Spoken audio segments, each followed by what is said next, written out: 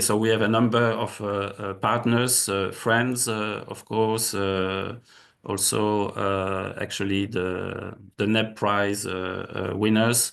And this community is made alive through different initiatives, like the NEB Labs, which you can see on the next slide, which are sort of, let's say, think tanks, but also do tanks, or think and do tanks, where actually some ideas are prototype tested and designed.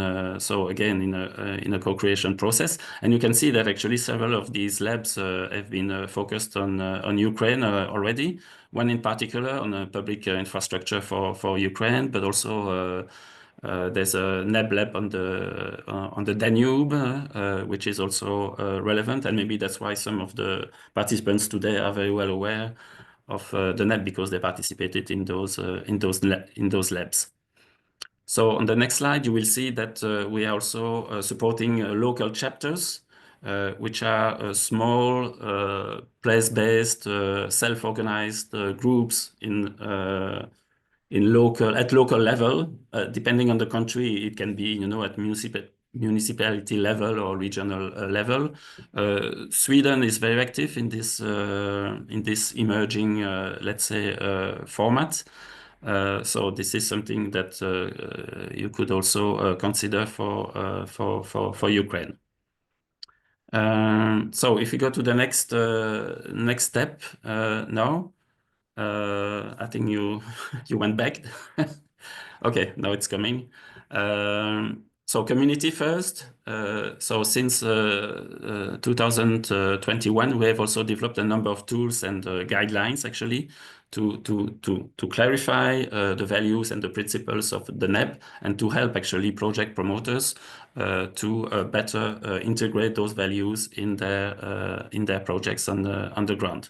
So I will not go into details; they are available on our website.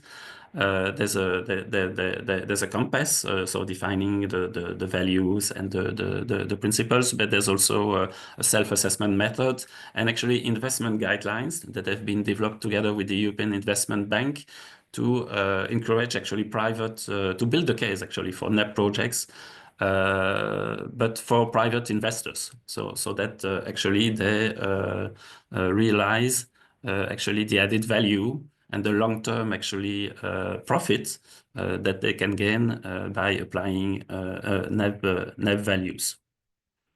So community tools, the next way to implement the NEB, next slide, is actually by what we call mainstreaming, but let's say integrating, if we can see the next slide, integrating, yeah, even the next one. Yeah, so integrating the NEB values and principles in various EU policies and funding programs. And this has actually been quite successful, for instance, in cohesion funds, so or former structural funds, which support development projects in regions. Those NEB principles have been actually integrated, and so far 700 projects have been funded throughout Europe with the integration of those principles. And actually, we have very little funding of our own, except the NEB facility that will be explained later. So we depend very much on existing EU programs actually to find funding windows where actually those NEB principles and values are integrated. But also at the same time, the European Commission needs to lead by example. And that's why we are showing you this picture of the future Joint Research Center site in Sevilla, Spain, because this should be the first carbon neutral building of the European Commission. So this is something we are also including in our real estate and development policy. And this should be a great example and hopefully a source of inspiration. So next slide. Besides this mainstreaming of NEB principles in existing programs, we also fund a number of projects directly through calls, through prizes.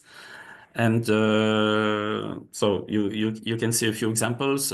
My colleague Sarunas will show you a few in Ukraine. But basically, besides the cohesion funds I've mentioned for regional development projects, we also have Horizon Europe, which is the research and innovation program, where we have part of the NEB facility that will be explained later. But we can also talk about the European Institute of Innovation and Technology, which, for instance, has supported the projects you can see on the top left picture, where actually they've managed to transform orange peels from Sevilla, by the way, orange peels into a new packaging materials. But of course, there are a lot of also built environment projects, as you can see on the pictures. So to recap, so we have the community, we have the tools I've mentioned. We mainstream the NEB principles in existing policies and programs, and we have funding opportunities to support concrete projects on the ground.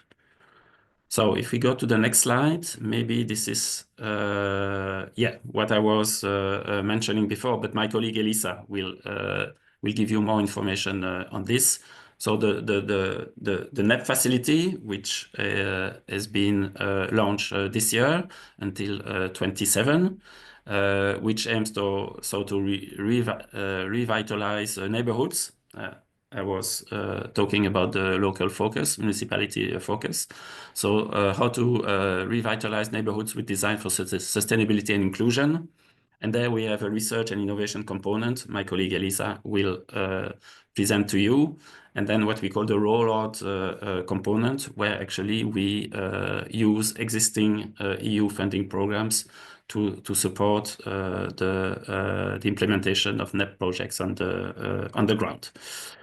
And then I think we go to the LIFE program, which is another program that my colleague Sarunas knows much better than I do. So Sarunas, I'll let you present this, and then I will conclude with the last 2 slides, I believe. Yes, so the LIFE program has a NEB component, and it's defined as supporting innovative projects integrating sustainability, aesthetics, and inclusion in line with the NEB principles. And we expect the projects to demonstrate transformative, replicable solutions that improve quality of life and living environments. For this year, the call for proposals unfortunately is closed, but we are expecting the call to be open next year. I think for the next 2 years, it's 6 million euros is earmarked for the NEB activities, which Ukraine is part of LIFE program. So we would expect we would expect proposals from Ukraine as well. And well, so for the project focus areas where we'd expect the proposals, it's on sustainable construction materials and circular design, nature-based and climate-resilient urban solutions, citizen engagement and co-creation of inclusive spaces, and NEB-aligned demonstration and pilot replication actions. So please follow the developments in the LIFE program. I think in the spring, the call for proposals will come up. So keep an eye on this program. Thank you. Thank you, Sarunas. So now to conclude, I just wanted to mention 2 of the latest or upcoming developments. First of all, you may be aware that every 2 years, so we can see the next slide, every 2 years we organize a NEB festival, which is a great opportunity to gather the community, of course, but also to go beyond and to link it even better with the policymakers, not only in Brussels, but from actually all member states, so including regions and local authorities. The festival has different components. So, of course, debates, panels, talks, but also there's an exhibition. There's also an artistic program. I'm afraid that actually the calls for participation for those two, Fair and Fest, have just been closed. But it's still open for satellite events. So I'm just giving you this hint. In case you want to be connected to the festival next year, or you plan to organize a NEB relevant event, so something that is actually related to the new European Bauhaus during the dates of the festival, so which will be, by the way, from the 9th to the 13th of June next year in Brussels. So we have the possibility to, if you apply, to select a number of projects or events, rather, with which we will connect online during the festival. So we can establish this virtual connection, which is not the same, obviously, as participating in the festival, but still, it's an opportunity to connect different dots and to talk together. And then I wanted to mention as a last point that we have just launched a sort of public consultation, which is ending today. So I'm afraid it's also too late. But just to let you know that this is part actually of a new policy development. Since we are preparing actually two policy documents on the future, on the new European Bauhaus.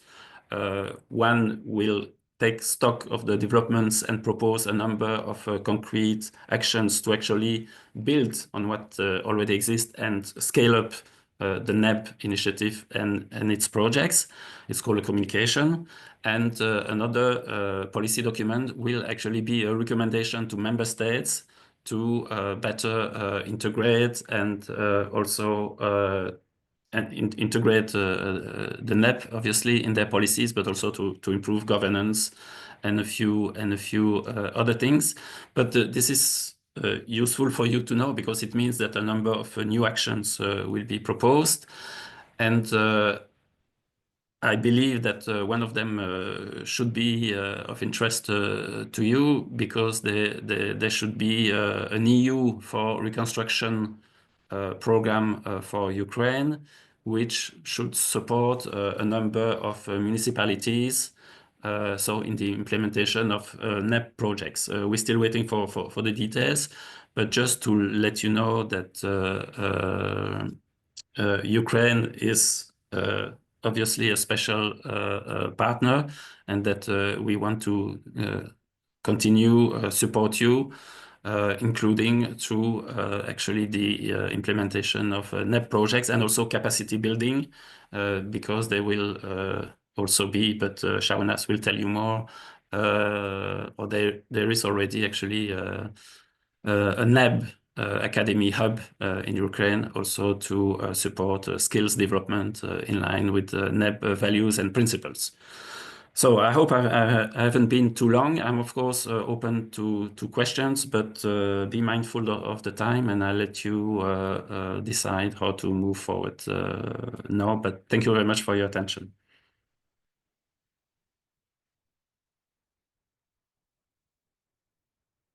Since Maria is muted, we didn't hear you, sorry. Thank you, Hugh. I think we can pass the presentation to Sarunas and continue dive deep. Sorry, я мала українською говорити, перепрошую. Можемо продовжити. У нас є запитання, Марія. Так, ну давай. Yes, so we have several questions in the chat. So if I may just to jump in and voice them straight away. So in your presentation, you mentioned the specific NEB labs and that there are specific several of them which are involving Ukraine. Could you be a little bit more specific what these labs do and how could participants join their activities in Ukraine? Yes, indeed, there are already a few labs working on Ukraine specifically. Yeah, what I forgot to mention is that actually the NEB community already includes members from Ukraine. I think there are 23 of them. So, of course, you are welcome to apply also to be part of the community, either as a partner or as a friend. So if you apply as a partner, it means that you commit actually to organize at least one NEB related event per year. If you apply as a friend, there's no such, let's say, condition. But of course, you must be in line with the NEB values and principles and support or promote actually the NEB in your professional environment or in your region or country. And then you can indeed participate in labs. New ones are launched on a regular basis, but of course you need a core sub-community to actually to decide to participate. I mean to set up actually such a lab. But since I'm still new in the unit, maybe my colleagues have more details on the, and can complement if needed. But that's basically how you can first be part of the community and then of the labs. I'll mention a couple of examples of labs in Ukraine, so in my presentation. Yeah. Thank you. And also in particular, there is an interest in NEB public infrastructure for Ukraine initiative. So is there, I think like that's good that we at least summarize this all important aspects of NEB activities in Ukraine, and you could always Google what that actually means. I'm sure that there are lots of information about that, but could you dwell a bit on that? What kind of initiative it is? But actually, Sarunas is going to present Okay. actually the projects we support in Ukraine. So maybe it's better to wait for this presentation. I would say. Okay. Then of course we can move forward, and I think that other questions could be voiced at later stage, because maybe we will get the answers. Yeah, exactly. Yeah. In the presentation. At least on Ukraine, you will. Yes. So please, Sarunas, let us know more about opportunities for Ukraine. Thank you, Maria. Hello, everyone, again, and thanks for the invitation to present today. My name is Sarunas Zableckis. I'm a policy officer at the new European Bauhaus unit at the Joint Research Center of the European Commission, and I will walk you through the NEB projects in Ukraine, which are funded by different EU programs. I'll talk about a little bit about the labs and the prizes and the community. And so in the next few slides, I'll present several examples of those initiatives, which hopefully will inspire you to join the movement and the initiative if you're not already part of it. I think that's the wrong presentation. Can you? Okay. Just a second. Okay.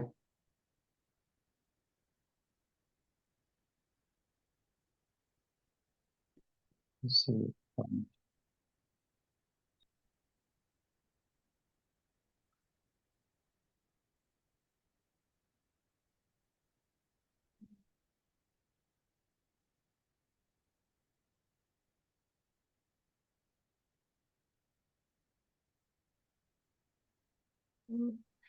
I think we have only 2 presentations which were sent. So No.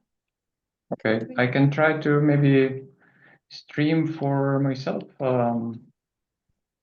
Yes, please. And see if it shows up. I think we tried it, but okay. share and okay. You probably will see. Okay. Okay.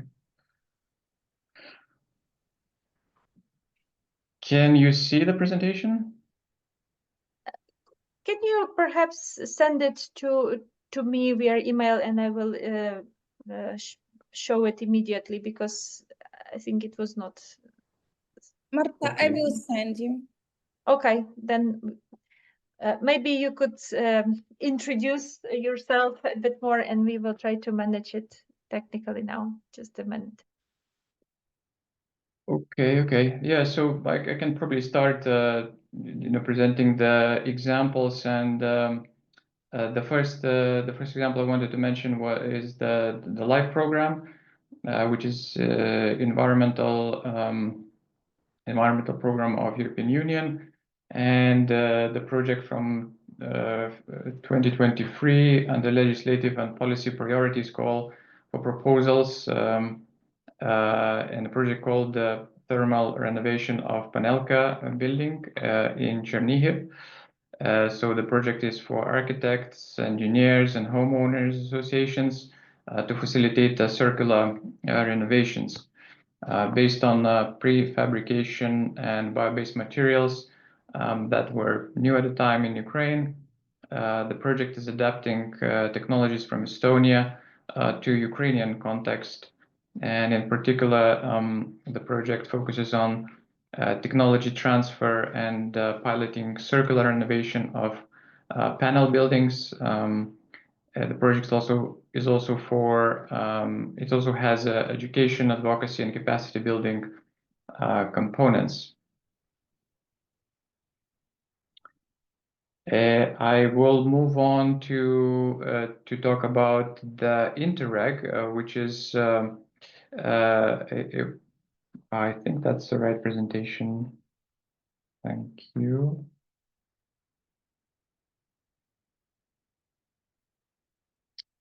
Yes, that's the first example of the live program. You can see the link at the bottom of the slide. I think we'll share the slides with you later on, so you can have the references readily available.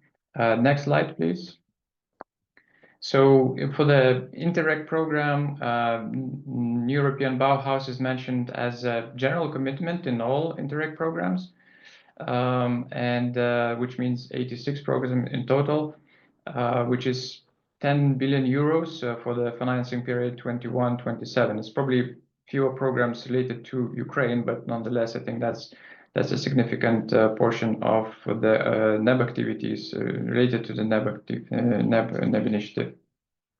And next slide, please. The example of the Interreg project is the Black Sea Basin program, where the concrete NEP examples are creation of specialized firefighting brigade center in Nestoita village, also creation of green space in the square of Volgrad, and establishment of sustainable park in Mykolaiv, and planting of trees in Odessa. Next slide, please. Another example, Interreg Danube regional program, which is tackling unsustainable land use. The program is investing in a more sustainable and greener region while facilitating stronger cooperation and reinforced governance among the 14 countries, including Ukraine. In particular, I want to mention the Ukrainian NONA project, with objectives to improve knowledge and cooperation for place-based governance for green investment, develop place-based governance models for mainstreaming green investments, and ensure development of long-term sustainability models, mainstreaming, and sustainability. Next slide, please. So going to the next group of projects, NEB Labs, which is a co-creation space for the NEB community to deliver concrete, tangible projects to improve our daily lives. One of those labs is public infrastructure for Ukraine, with project locations in Lithuania, Belgium, Austria, and Ukraine.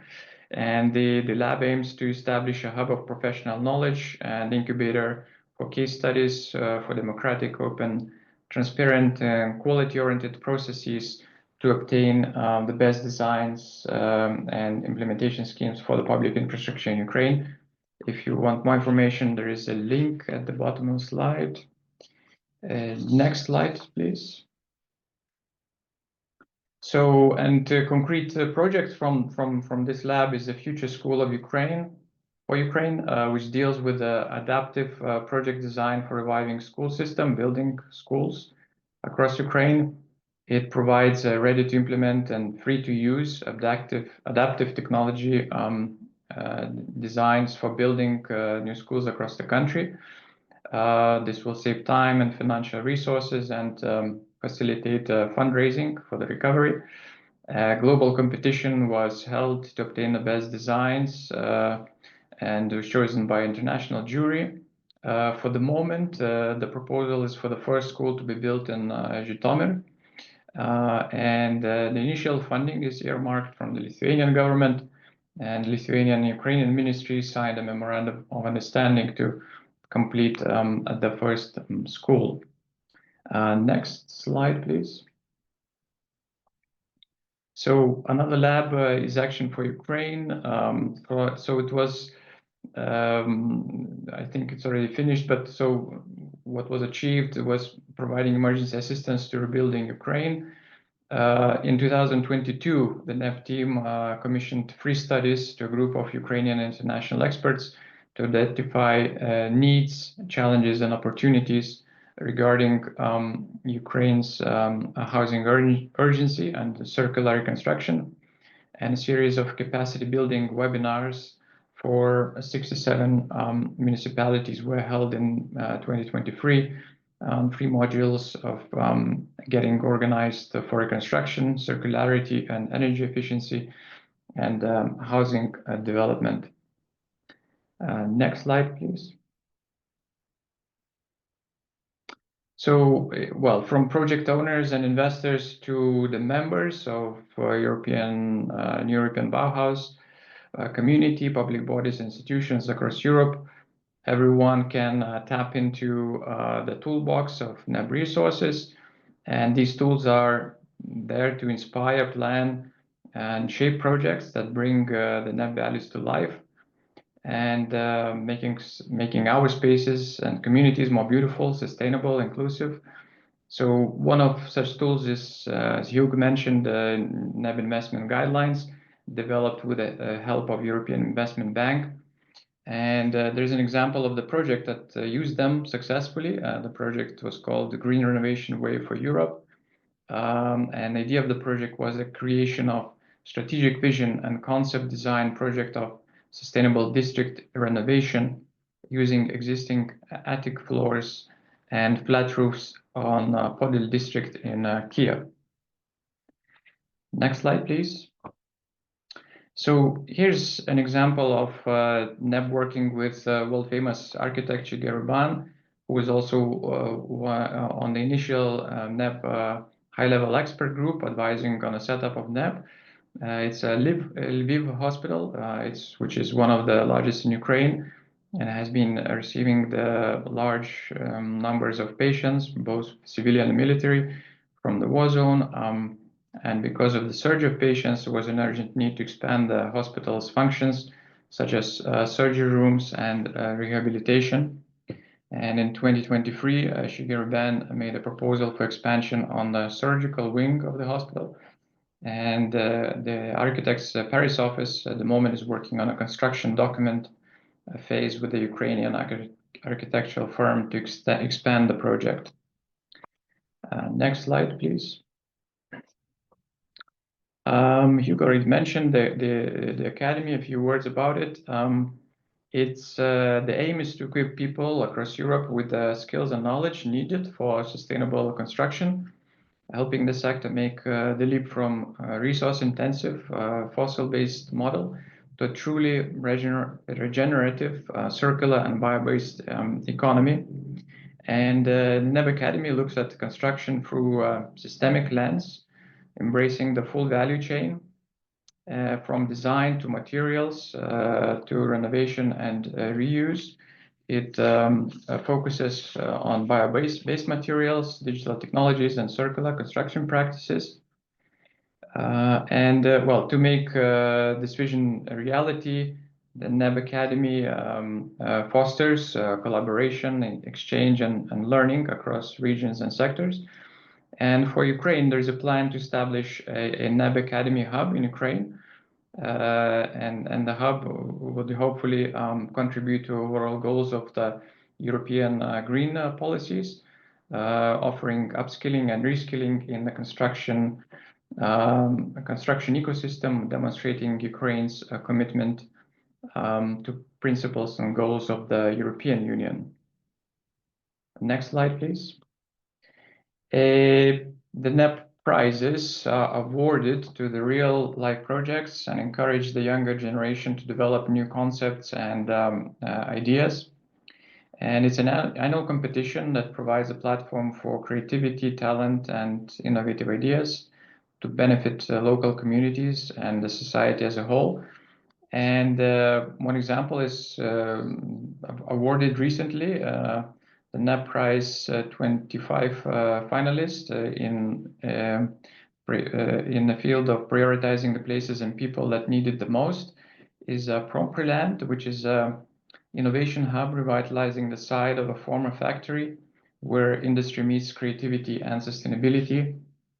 And it operates at crossroads of 4 pillars of regional developments, which is new economy, urbanism, contemporary art, and education. And it's as an impact investment project, Prompriland, that brings together investors who not only seek financial returns, but also aim to create meaningful social and economic impact in the region. And next slide, please.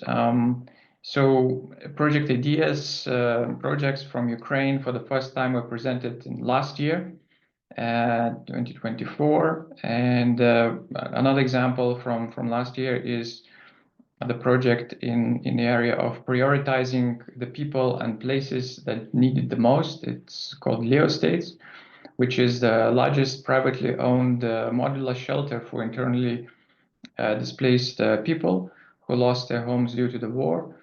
And as an example, this project was invited to be presented in the Osaka World Expo this year as part of the NEB initiative. Next slide, please. And the last example I wanted to share with you is the NEB community. As you mentioned, there are 23 partners and friends. So NEB community members promote the values of the NEB, engage in transdisciplinary conversations, meetings, conferences. And there are two types of membership. So NEB friends are companies and public actors, so regions, villages, cities involved in the NEB, and NEB partners are the official partners, so-called official partners, which are nonprofit organizations, universities, and networks. In a slide, we have friends and partners presented. And the last slide, well, it's the end of my presentation. Just looking ahead, NEB is seeking to expand the portfolio of projects in Ukraine for different programs. Already mentioned Horizon, Life, others. The goal is to build capacity, strong links, establish links with stakeholders on the ground, and support Ukraine's transition to a more sustainable, resilient future. And that's the end of my presentation. And I think my colleague Elisa will present the Horizon program. Thank you for the attention.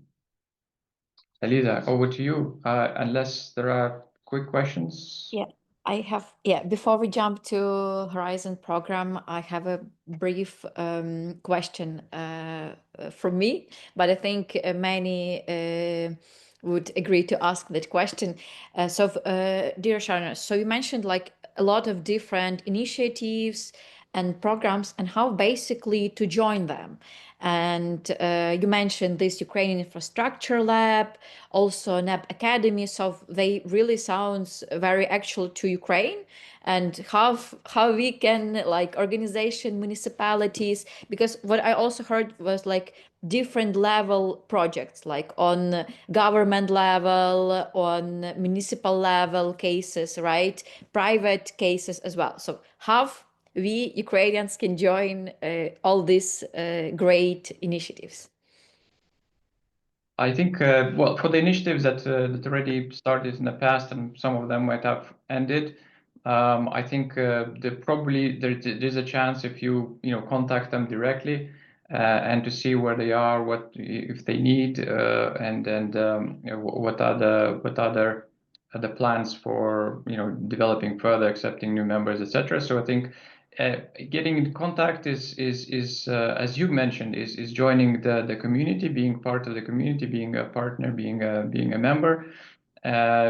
You don't have to become a probably official member to get all the news, and for example, subscribing to our newsletter. That would, I think that's very good resource to keep up to date with all the initiatives and all the call for proposals, call for information, you name it. All information is presented there, so that's to be up to date. And definitely, well, getting in touch with us. We're always looking for new ideas, for information.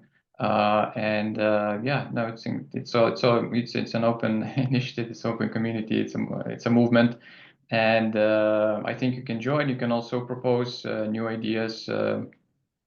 Visit our website to get more information. What's going on. So basically, just to contact NEB team, and I think maybe Elisa will later as well tell us more details. Marta, maybe you have questions or from the chat?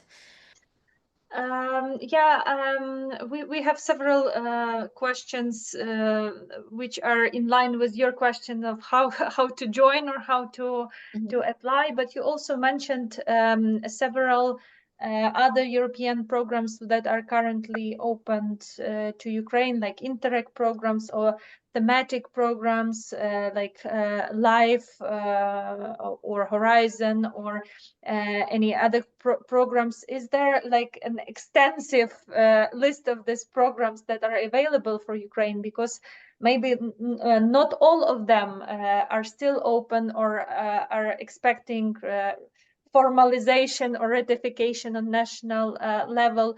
What other programs should Ukrainian municipalities monitor? And my second like continuation of this questions is like, are these programs, do they have specific calls dedicated to new European Bauhaus principle, or this is just the cross-cutting issue that you have to take in mind while you apply for Interreg or for Erasmus programs, that if you incorporate these values into your proposals, then you have better chances, basically? Yeah, I can start, and colleagues maybe can complement me. But I think, as you mentioned, we try to keep track of all the calls, and as we said, they are managed by different other programs, and we try to keep a list of things open and happening. So it's on our website. I think if you look on NEB website and funding, what the calls open. So we try to keep that list, let's say, up to date.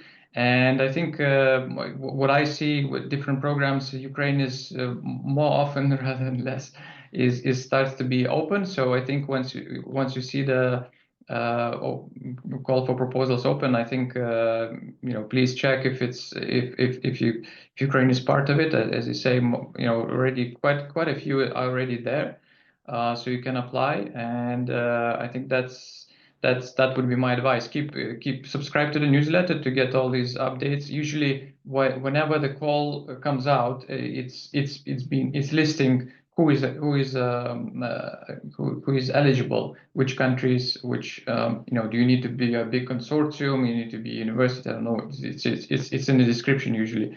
So keep an eye on those. And yeah, so and if there are any specific NEB calls, indeed. So we have a specific call, for example, on Horizon that you will hear just minutes from now. That's a very specific NEB call, which is dedicated. We call them dedicated calls. Then as well in the live program, there's also a dedicated call.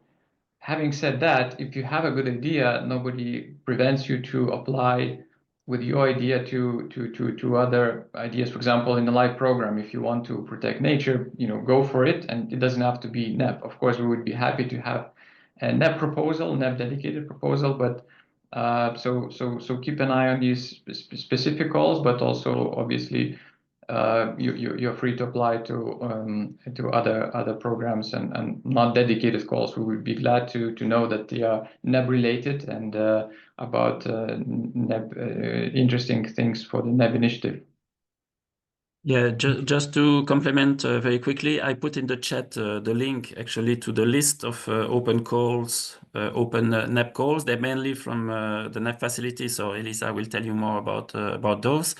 And the second thing I wanted to tell you, since we are now at this crossroads, so where we want actually to scale up and step up the NEB implementation. So we are mobilizing actually our partner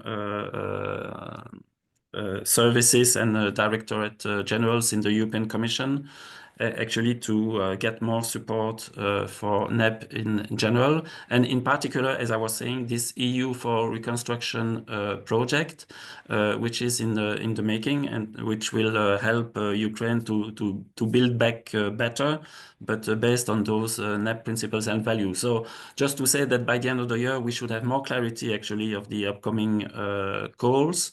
And this will be reflected on our website. So with a bit of patience, there should be more opportunities by the end of the year.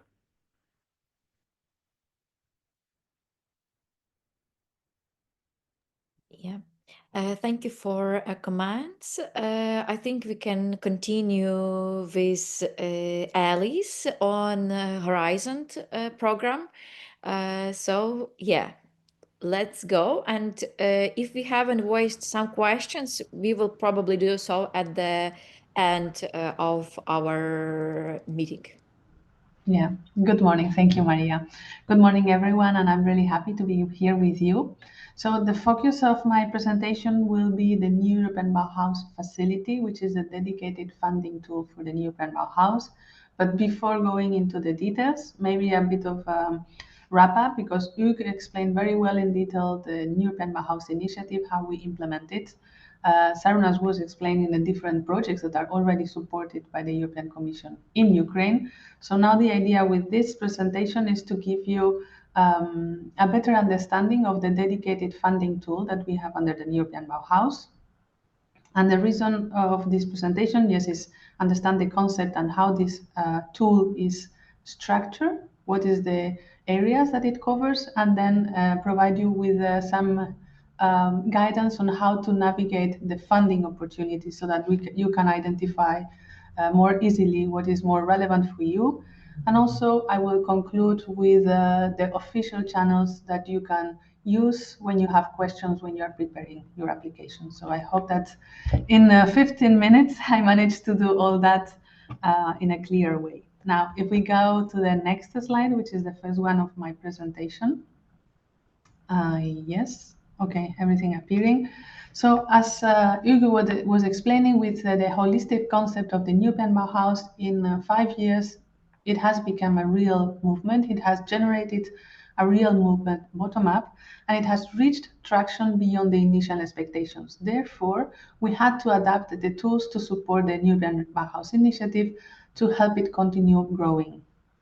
And the new European Bauhaus facility is a response to this. It provides the initiative with its own funding tool. It also gives a more coherent and comprehensive framework for the new European Bauhaus call for proposals, because Hughes was explaining we had at the beginning calls in different programs, so applicants had to look for them in each of the programs. Now we have one tool which is supported by different programs, but all the calls are brought together.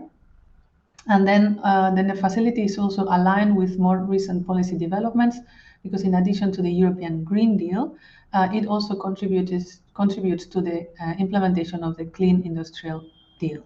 So also aligned with policy developments at the European level. Now, in terms of the focus of the NEB facility, it seeks to revitalize neighborhoods with design for sustainability and inclusion. And I'm speaking about neighborhoods not only in urban areas, but also in peri-urban and rural areas. So it's these three areas that is covering the European Bauhaus facility through neighborhoods. And why neighborhoods? Why is it so important to work at the neighborhood level? Well, because they are people's immediate living environment, and change at this level is directly experienced by inhabitants and has an impact on daily life. So that's the purpose, to have a better quality of life for everyone. The European Bauhaus facility has three objectives that you can see in the slide.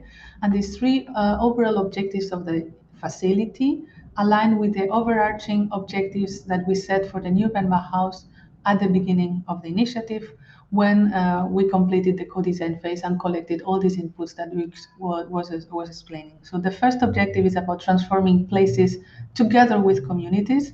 So looking not only at the transformation of physical spaces, but also at people's relationship with these spaces.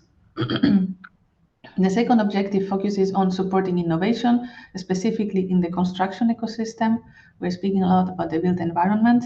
And the third objective revolves around enabling change by fostering the conditions to deliver the other two objectives that I just explained. So really, under this objective, we are looking at business models and funding, investment. Now, as you can see on the screen, then the facility has two components.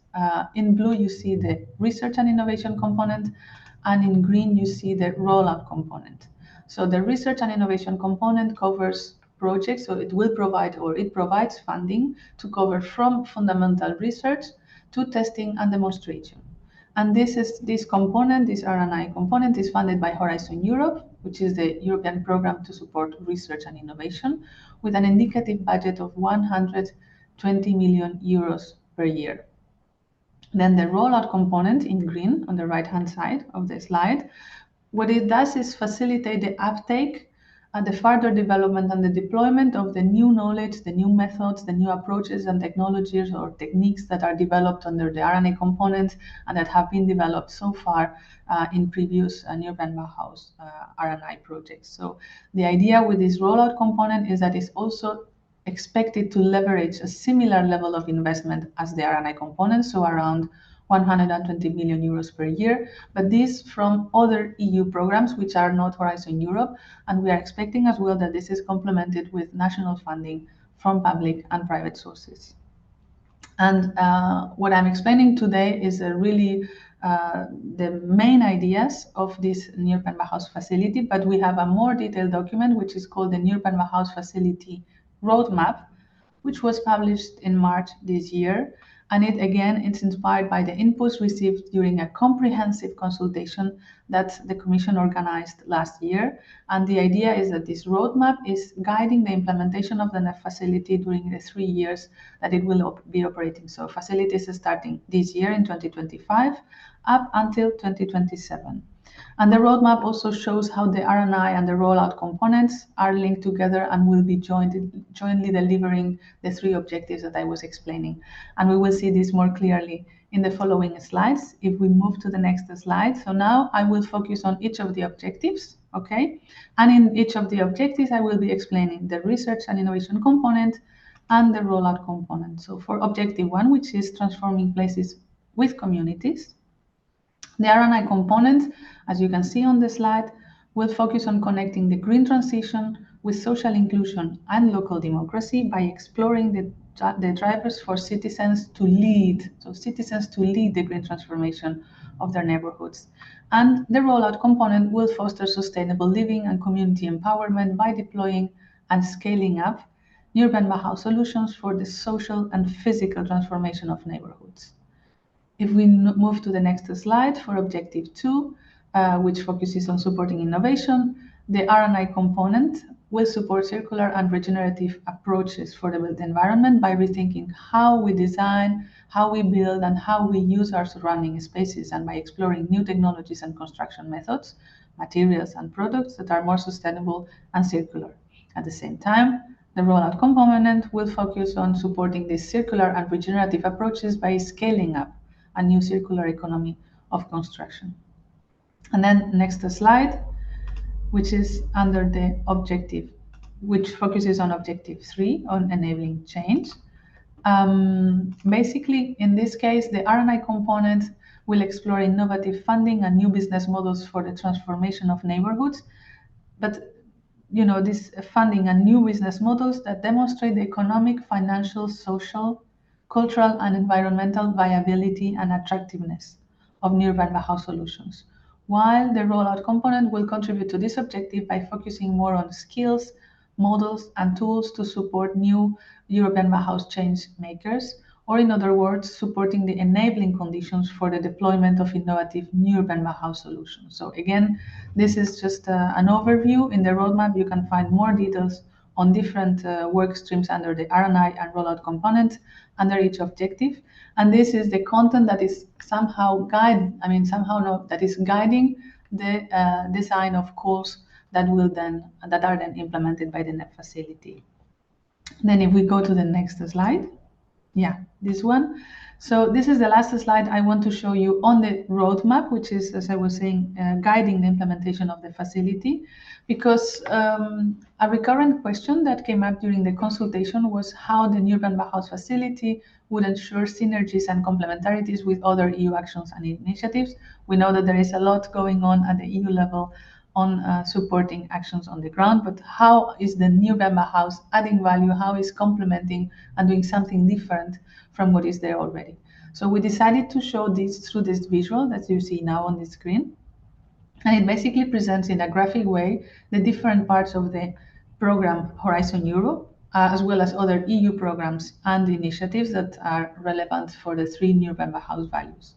So in this slide, you can see how the NEB facility has a unique approach in addressing the 3 NEB values at the same time, and its complementarities with other EU programs and initiatives.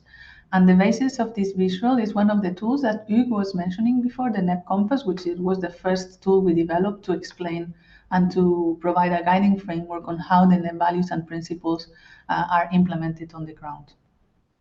And so again, this is just a simplified version of the visual you will find in the roadmap, which includes more details. Now, if we move to the next slide, funding opportunities. So again, next slide, please. Here, as Hughes was explaining, so we have a website, New European Bauhaus website, with many different menus. You have a dedicated part on funding, and the dedicated part on funding includes past calls and upcoming and open calls. And that's where you can check regularly, because this is where your commission updates the information on calls on funding opportunities for the new urban Bauhaus. But the calls that we have there are, let's say, focusing on programs directly managed by the European Commission. When it comes to the rollout, because the rollout is supported by different programs, cohesion policy funds or the former structural funds are managed, what we call in-charge management. So together with managing authorities in the member states and in the relevant countries. So in case of cohesion policy, it's the relevant managing authority that you need to approach. So in this part of the website, we only have opportunities from programs that are managed directly by the European Commission. But of course, there may be opportunities, funding opportunities at the national level from cohesion policy funds that you need to check with your managing authorities. Then looking at the next slide, please. Now, I will be focusing now on the opportunities for this year in Horizon Europe, which is the Research and Innovation Program, or the EU program supporting research and innovation, for those of you who are a bit less familiar with all these EU programs. What has changed in this respect in the work program? So again, for those who are maybe a little bit less familiar, each EU program has a document, a policy document that we call work program, where we include the calls that will be, or the actions that will be supported for each year. So the difference in the Horizon Europe work program this year that we have the NEB facility for the first time in relation to the previous years is that calls are easier to find because all the Horizon Europe call topics for the NEB facility in Horizon, the work program of Horizon Europe includes all the European Bauhaus funding opportunities under this program in a dedicated part, which is Annex 13 of the European Bauhaus facility. So Annex 13 is exclusively dedicated to the European Bauhaus. And this makes a big difference with the previous period, 21 to 24, where the calls were placed in different parts of this Horizon Europe work program. Then another of the aspects that we noticed when we were having the consultation is that a recurrent question was how to account for the specificities of the European Bauhaus, because, for instance, in the European Bauhaus community and actors relevant for the European Bauhaus, there are a lot of them that are newcomers to EU funding. There are smaller actors. How to also better embed participatory and transdisciplinary approaches, cultural and creative actors. So we were taking all this into account. And in the design of the Horizon Europe calls for the NEB facility, we try to make them more accessible. And how? Well, in different ways. In terms of language, we try to make topics clearer, more concise, and also have shorter text. We included a glossary with a definition of key terms that are relevant to the call. So key words, key concepts that appear in the topics, they are defined in a glossary to help applicants to better understand what we mean by those terms.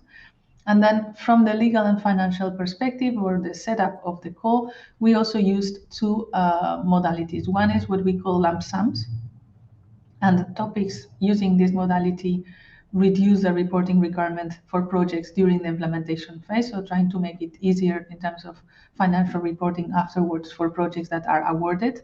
And then we also had another modality that we used when it was relevant and possible, which is what we call financial support to third parties. And topics using this modality offer projects the possibility to launch calls and award smaller grants to actors outside of the consortium for this to contribute to the delivery of the project. And then we also embedded the European Bauhaus concept in all the topics. So for instance, all of them include a standard sentence requiring projects to follow a participatory and transdisciplinary approach, which is, as we've been seeing in the course of the morning, at the very core of the European Bauhaus. Then which actors and disciplines to be involved in each topic, that will depend on the topic and on the concept that each proposal suggests. So also important to bear in mind, some of these topics also mention explicitly the need for integration of social sciences and humanities. And in order to ensure that all the knowledge that will be generated by these projects can and will be used for other European Bauhaus projects, all topics include a reference to projects that will be awarded, dedicating at least 0.2% of their total budget to sharing their intermediate and final results and findings with the European Bauhaus Hub for Results and Impact, which is a knowledge management platform that would collect this knowledge from all the projects and make it accessible to different stakeholders in a user-friendly way. And the project running this knowledge management activity started in May this year, and it's called NEB Junction. Now, as we go to the next slide. Yes, now the next 3 slides, I will be taking you through the main, through the topics that are available and open this year under the NEB facility in the Horizon Europe Work Program. I will not go in detail to present all of them, each of them, because for that we already had an info session with dedicated presentations, and it's everything recorded, everything available. So what I will be focusing now is explaining the main concept of the destination, the thematic area that is, let's say, including these topics. So in 2025, under the running component, the topics are structured around 3 main thematic areas that I already mentioned when presenting the 3 specific objectives. So the first destination corresponds to the R&I component under the first objective of the NEB facility roadmap, which is, as I was saying, connecting the green transformation with social inclusion and local democracy. And basically this destination, we call it destination in Horizon Europe, that's a technical word, but basically with destination we mean thematic area, trying to achieve a specific group of impact. So this destination places social fairness at the heart of the green transition. It aims to promote equality and reduce socioeconomic inequalities, support vulnerable groups, and builds upon cultural heritage, indigenous and marginalized forms of knowledge. And in Work Program 25, the destination aims to understand how individual and collective mindsets, habits, and behaviors can change into more sustainable and inclusive ones, and how to promote interconnections between diverse realities. And then it also aims to further explore the transformative potential of participatory practices and governance models, notably in connection with culture, arts, creative industry, as well as the sociocultural work sector. Now, if we go to the next slide, which is the second destination, so again, connecting with the R&I component of the second objective, which is about circular and regenerative approaches for the built environment. You see there the different topics that are open now until the 12th of November. This destination focuses on the physical dimension of neighborhoods and built environment. More specifically, on developing a circular and regenerative construction ecosystem, mainly in two ways: developing innovative construction materials and products, or improving those that exist already. And second, developing new designs, architectural approaches, and construction methods that contribute to the durability, to resource and energy efficiency in the built environment, as well as to the restoration of its surrounding ecosystems. And in line with the new European Bauhaus values and principles, the solutions to be developed under this destination should be user-centric, place-based, connect with local cultural identity, historical and vernacular knowledge, and cultural heritage as much as possible. If we go to the next slide, this is the third destination, so corresponding to the R&I component under the third objective of the facility roadmap. This destination explores innovative funding and new business models that can support the transformation of neighborhoods. And it aims to do this by first understanding the barriers and drivers for new European Bauhaus projects in the built environment of neighborhoods. Second, based on this, leveraging appropriate market conditions and demonstrating the feasibility, long-term sustainability, and competitiveness that new European Bauhaus projects and solutions can have within neighborhoods and their built environment. And finally, fostering R&I activities to attract investment to new European Bauhaus projects through returns and incentives that go beyond financial capital only. So including environmental, cultural, aesthetic, but also the social value of new European Bauhaus projects and solutions. And then the next slide, indeed, this is the almost, we have two more slides. I wanted to conclude my presentation with something I was mentioning at the beginning. So we are aware that accessing EU funds is not always easy or straightforward, and therefore we have two support structures that you can contact through the EU funding and tenders portal when you are preparing your application. So the research inquiry service, which is the slide you can see now, allows you to submit questions on the topics of the R&I component of the NEB facility, and you can use directly the link or use the QR, and it's basically a form, a very simple form at the bottom of the web page where you can indicate which topic you are interested or you are working on, and then what are your questions.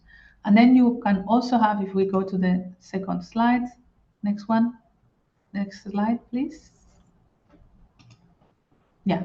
Oh, no, sorry, the previous one. Here. So then there are also new European Bauhaus Research and Innovation National Contact Points that are there also to support applicants with technical questions on their application to facility costs in Horizon Europe. And that's going to be the presentation, or the next speaker will be, oh, I think someone is speaking, or I hear some voices in the background. So I wanted to conclude with this. So you have a national contact point in Ukraine that will be speaking right after I finish my presentation. And that's another official channel you can use when you have questions about how to prepare your application. And then the last slide is, as I was anticipating, so we organized at the European Commission an info session in June. All the recordings are available. There we have detailed presentations per topics. And yeah, so you can have a look at the recording as well. And I hope this was useful. I think I can conclude here and give the floor either back to the organizers in case there are questions, or to Olesia. Thank you. Yeah, thank you, Elisa, so much. As always, I have a question. I had a chance to look through the Horizon call, and there is like 1 month left, even a little bit less for application. So the question is it so the first one, is it really real to apply in such a short term?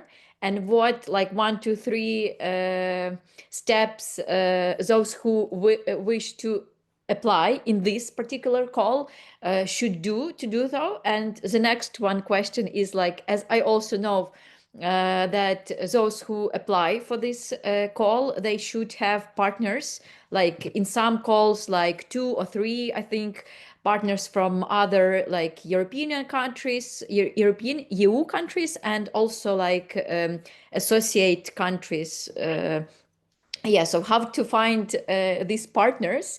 And another question, if we're missing this opportunity like in a month, will be there next calls to prepare and have more time to do the research and a strong application? Well, thank you. Yeah, I think it's very relevant and interesting questions. Whether it's worthwhile to apply or not, that really depends on you, the capacity, the ideas, how relevant those topics are to what you are doing. It's true that this is a research and innovation program, so it's supporting excellence in research and build ideas that take the research to the next level. So in general, what I know of in general terms is that applications for these kind of calls tend to take quite some time. I would imagine around 9 months, because you have to build a strong consortium, you have to build your concept, you have to build your proposal, you have a template, you have to register. So depending on the members, you need to have a register in the you have to register in the participants portal. If you have already registered, then that's one step less you have to do. If you have never participated in EU funding, then you need to create your profile.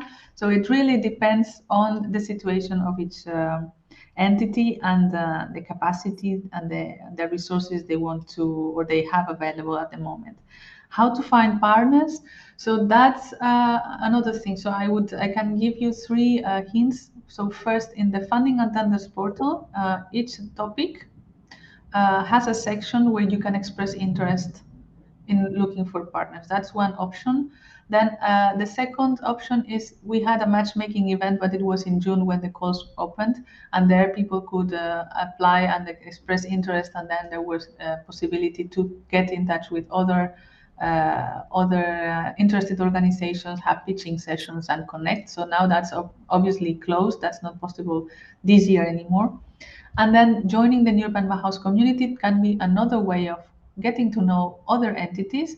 The European Bauhaus community, of course, is not focusing, the purpose of the community is not to find partners for EU calls, but of course it's a community where people who are aligned with NEB and enthusiastic about NEB are working together spontaneously or collaborating. So that's another way of getting to know new entities in member states and beyond to develop new ideas and new concepts. And now, in terms of, if you think you cannot make it for this year, then will there be European Bauhaus calls in Horizon Europe next year? Yes. As I was saying, in the NEB facility, we have this tool for 3 years. So this is the first year of implementation. There will be topics next year, and there will be topics in 2027. So there will be yearly calls, but the topics will change every year because, of course, research and innovation needs are different and are evolving. So I cannot give more information on what will be the topics next year because the work program has not been adopted yet. It's still a work in progress. But of course, the moment it is adopted, we will publicize it on our website in the link that we put on the chat and in the funding section that I was showing in the slides, open and upcoming calls. And again, the moment they are open, it's a good moment to have a look at them, reflect, and take time enough to work on a strong proposal, on a strong consortium. And then, maybe get in touch with your Horizon Europe, European Bauhaus R&I contact point also. Maybe they may be aware as well of which other entities may be interested in looking for for partners. So I think I have replied to all of them, but if I forgot something, please let me know, and I can come back. I have another question to you from the chat. So of course the Horizon program is focused on innovation and research, but does it include any costs for testing, for investments in real infrastructure activities within the project? Okay, I think that's a bit of a tricky question, and I will say why. Because infrastructure, what I may understand by infrastructure, or what a project may understand by infrastructure, may be quite different. So what I can say is that the Horizon Europe calls, they focus on supporting research and innovation. If a project is more interested in infrastructure development, for instance, rebuilding, renovating, with no research and innovation aspect, then that would rather go into the rollout component. So cohesion policy funds, or maybe depending on the approach of the project, the live program. So it really depends on what is behind this project, what is the idea, what is the concept, what is the purpose.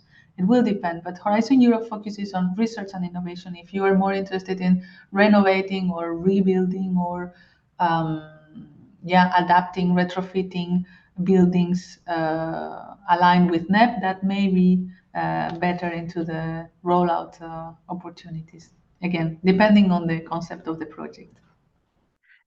Thank you. And another question concerns the typical setup of the project for the application. Do you mentioned the total funding available for the program? So what would be the average project costs, the average amount of partners that are needed for the consortium? And also I see here the question about the experience of those organizations who apply. So how can basically startup organizations who are only trying to do something in line with NEB principles apply, or this should be really very much experienced organizations? So here again, it depends. So there's no typical setup of a project. There's no average project, because as you could see in the slides, each topic is very different from the other one.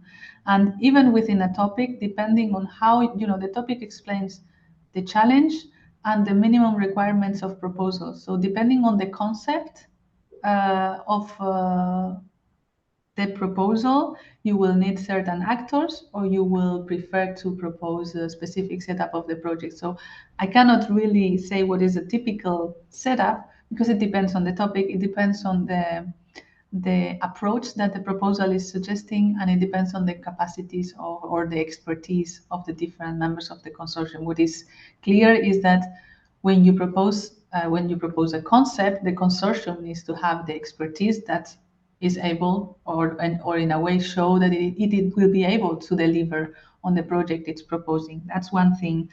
And in terms of experience, well, there's, again, that depends. So entities that have a lot of experience, so I will start all over from the opposite side.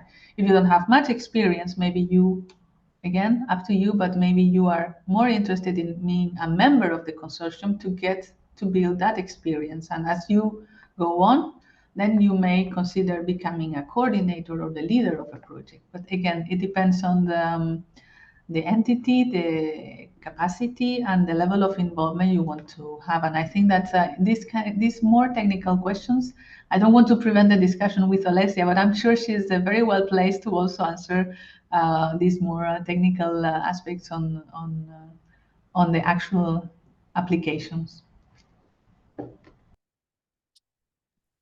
So if, Marta, you don't mind, because you are checking the chat, let's give a word to Elisa.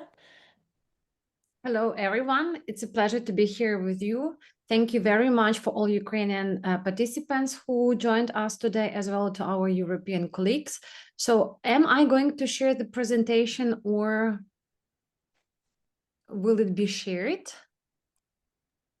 Please try to share yourself. Okay.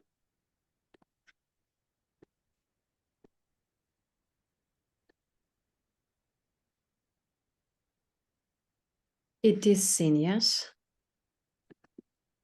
So it's a pleasure to introduce myself here. So as it has been mentioned already, I am national contact point for research and innovation direction. So this is the direction that has already been mentioned by Elisa. And let me introduce what I shortly do and what you can expect from me in my role as a national contact point. So I was established or appointed as a national contact point here in Ukraine on 12th of September 2024 by the Ministry of Education and Science of Ukraine. I operate on the basis of Grigory Skovoroda University in Pereyasl, which is Kyiv region. So I am located quite near Kyiv. So these are just 90 kilometers from the capital of Ukraine. And you can find me every time, so from Monday to Friday at the University of Grigory Skovoroda in Pereyasl. What do? I really try to connect Ukrainian stakeholders with European research and innovation opportunities. Especially, this is actually Horizon Europe program. What are my core responsibilities? Actually, this is disseminating calls, rules to them, and participation procedures. I help and support in clarifying how to prepare your calls according to destinations and to the principles which you will find specifically to the call you've chosen. I do also prepare informational materials, fact sheets, and bulletins. I do actually consult and advise applicants on proposal development. I also organize trainings and info sessions for Ukrainian stakeholders, and I help to collaborate with other NCPs and exchanging best practices. So since my appointment, I've already organized 6 informational events conducted since September 2024. 2 of them were in-person events with the help and support of Horizon Office in Ukraine, and some representatives of EU delegations in Ukraine also visited us. It was December the 2nd, 2024, as well as April the 16th, 2025. I also went with my informational events with other national contact points in Ukraine to cities in Ukraine like Kharkiv. It was February 2024, Ivano-Frankivsk, April 2025, and Chernivtsi, that was in June 2025. So I really tried to reach this initiative to all possible Ukrainian stakeholders.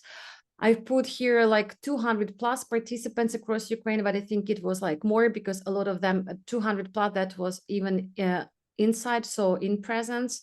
Offline there were every time more. So I tried to reach academic, municipal, and business communities and raise their awareness about new European Bauhaus and its research and innovation component. I also tried to increase and foster regional collaboration and visibility of this initiative. So what makes this work, my work at the National Contact Point, effective? This is very close collaboration with the Horizon Europe office in Ukraine. This is our main partner. It is also a commitment to dissemination, to decentralizing access to EU opportunities. We can find there every time their support from European representatives here in Kyiv, in Ukraine as well. They every time are reachable if you write them or email them. This is as well very strong institutional support from Grigory Skovoroda universities because they give us opportunity to place the office there and to hold different events, as well as active communication with other Ukrainian and EU-based NCPs. As an NCP, I'm part of Horizon Europe project right now, which is called NEB for All. We tried to raise on European level the awareness about new European Bauhaus initiative. So I'm very pleased to be in a very close contact with European national contact points who represent new European Bauhaus in roll and out component as well as in research and innovation component.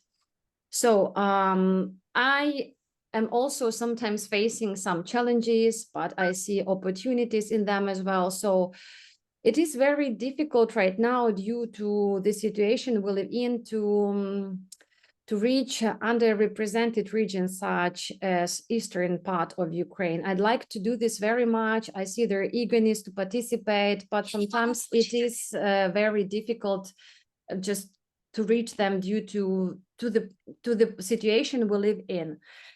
But I see that it is possible because partners find us. So we also have some limited resources for regional outreach. We are communicating very closely with the Ministry of Education and Ukraine about this, as well as the national, with the other national contact points and with the Horizon office in Ukraine.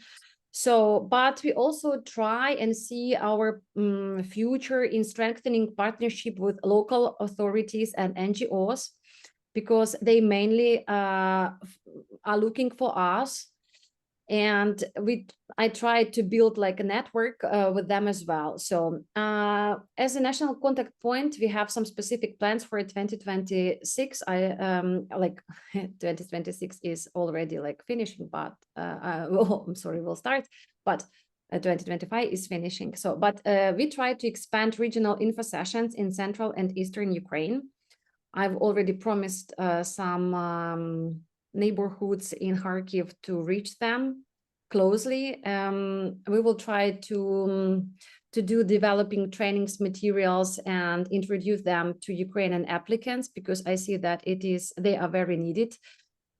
We will try to deep cooperation with European NCPs and with other networks and support the information of Ukrainian consortia for NEB related calls. So I think that this work matters because it ensures Ukraine's voice in shaping sustainable, inclusive, and beautiful future through European Bauhaus. It empowers Ukrainian innovators, artists, and researchers to access EU-level funding. And it also strengthens Ukrainian integration into the European research area. I am here, like Elisa has already mentioned this, your official channel to reach European Bauhaus facility in the research and innovation component.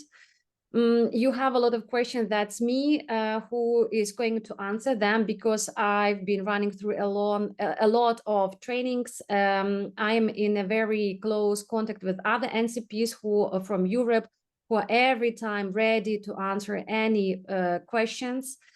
So this is how to build consortia. This I can help you with this, give you all specific information you need, how to read the calls, how to understand them.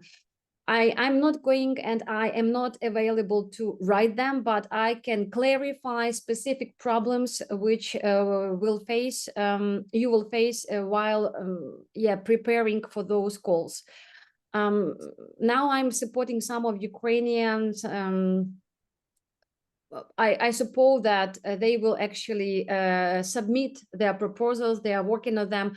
I know the difficulties Ukrainian stakeholders are facing. So you have all my contacts. I am available here in Ukraine. I am Ukrainian speaking. So in terms of having any questions, please reach me and I'm here. So thank you very much. That's all. Yeah. Lisa, thank you for your presentation. So there will be a challenge, there will be like 200 people, already knowing about the Horizon program opportunities. So we hope people will reach you, but you won't overload with all the emails, etc., etc. But as I understand, so our participants can and should write to you emails with all the technical questions and so on. We already have some kind of technical details regarding the application. I'm not sure if should we discuss it right now because it's a very specific question, but such kind of questions should be addressed to you. Exactly. I'm your official channel. So, and in case I don't know how to answer the question, I have the Horizon office in Ukraine and European colleagues who are every time ready so to help me with this. And also maybe just to finalize with the results of the poll we had in the beginning, I will now share it with all of you, and you could see that like in the beginning of our event, not many people were much aware of New European Bauhaus, only about like 10% who assessed that they were quite aware. But now I think that after this info session, we will considerably increase the number of people who are great supporters of New European Bauhaus principles. And we will also share the needs that you mentioned in this poll with our colleagues in European Commission and here in Ukraine. I also see the question how we can get contacts from Elisa. I think we can share it in the newsletter with the recording and the presentations, because there also was a question regarding the presentation. They will be shared in the newsletter, so stay tuned. Yeah, and I think that the second question, I'm not sure if we correctly did the second question. So maybe regarding this, what you feel like to take part in the New European Bauhaus project, if you can just also write as comments in the chat, and we can also share those ideas, those suggestions to our colleagues and experts who are presenting today. So we have like a couple of minutes to do so. So please write, and you will be heard. We hope so. What else? At the end, I'm checking if we haven't missed something important in the chat. There was also a question regarding NCP. So as I understood, there are several NCP, it's a question from the chat, NCPs in Ukraine, where we can get their contacts, and are they responsible for certain areas of the country or topics wise? So could you please comment, Elisa, on this? Yeah. So the list, there are 22 appointed contact points in Ukraine. So the whole list you can find at the website of Horizon office in Ukraine. There is the list, and national contact points, actually, some of them are available just for one direction, but there are, for example, 2 contact points that are available for cluster 6 and other European directions, Horizon Europe directions. Thank you. Okay. Time to wrap up, right? Yes, maybe some for, I don't know, one sentence from each expert to conclude or give, some wise advices to participants from Ukraine. Please, maybe we'll start with you or whenever you want. Yeah, well, first of all, thank you for your interest. That's quite impressive. I think we're also learning from this session that maybe we should clarify our website, or maybe, I mean, I'm just thinking out loud now, but maybe create a dedicated page for Ukrainian participants. But that's to be discussed with my colleagues internally.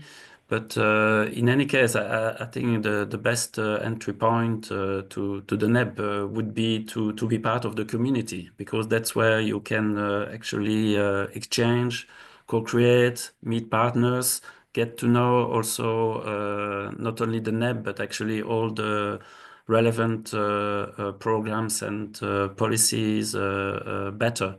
So and then you can participate in NEB Labs. You will get more detailed information also about events and opportunities. So and from what I know, the current members of the community are quite active. I mean, the Ukrainian members. So I think this could be a step change, not only in the understanding of the NEB, but also in its in its participation.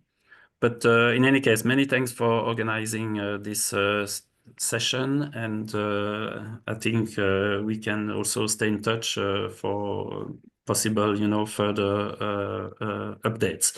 But I leave the floor to my colleagues now. Thank you.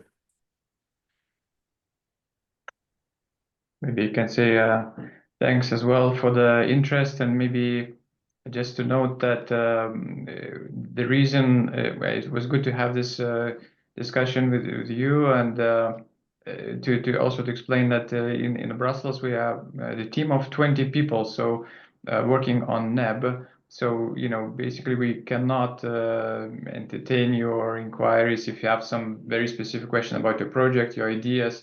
So that's why we thank Olesya for being here and being present, and we would direct all your questions to Olesya, because it's several reasons we cannot advise you on the project, because of the fair treatment to all other participants.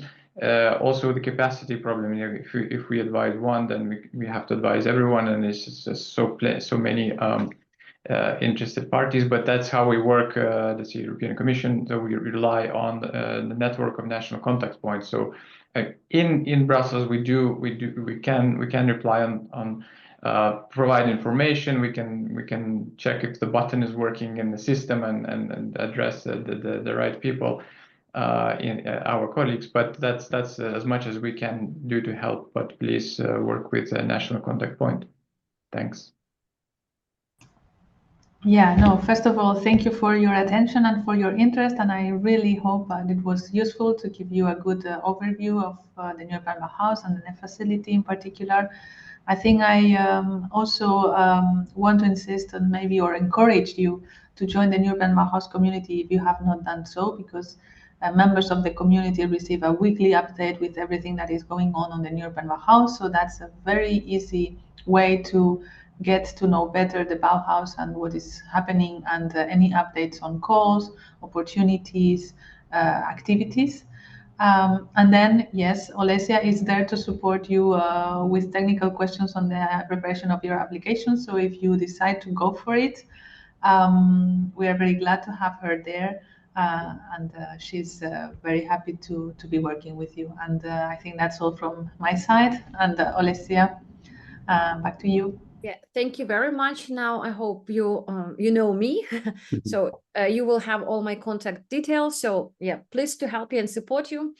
Завжди рада вам допомогти. Thank you for being with us, to speakers, to participants from all the different parts of Ukraine.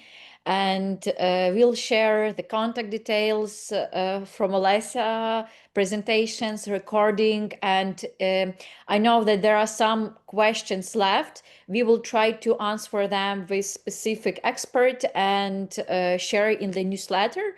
So I'm not sure it will happen today or maybe on Monday, but you will receive the newsletter. So thank you all, and have safe day, night, and have a nice week ahead.